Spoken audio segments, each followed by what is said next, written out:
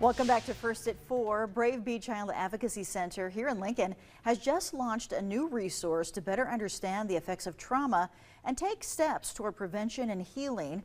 Paige Piper is the executive director of Brave Bee, and she is here to tell us more. Good to see you, Paige. Good to see you as well. So for viewers new to this, what is Brave Faces and why launch it now? Absolutely.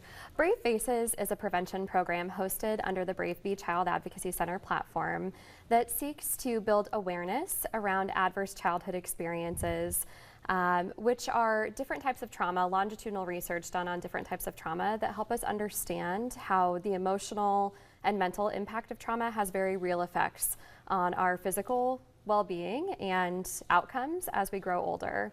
So what is the goal then of Brave Faces? Absolutely. The ultimate goal of Brave Faces is to help Lincoln become the healthiest community. And one of the ways that we can do that is by understanding how when things happen to us as children, it impacts the way that we grow up and the effects that we might see. And we're looking at some video here. You had some community leaders talk about this, right? We've been so fortunate to have so many community leaders who are a part of this initiative.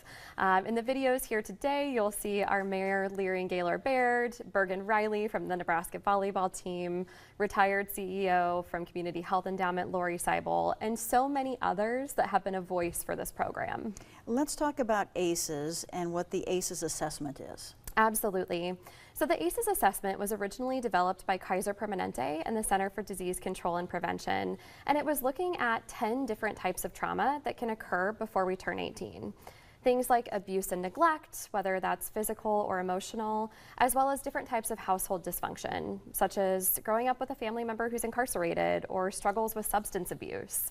And that measure helps us understand how each of those different challenges that we may face may have ramifications as we grow older.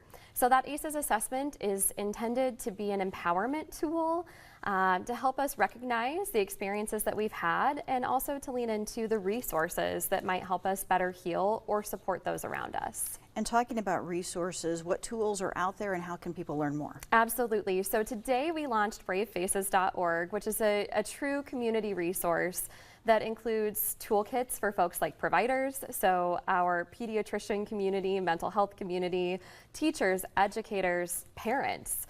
Ultimately, all of us have a responsibility to protect kids and keep them safe.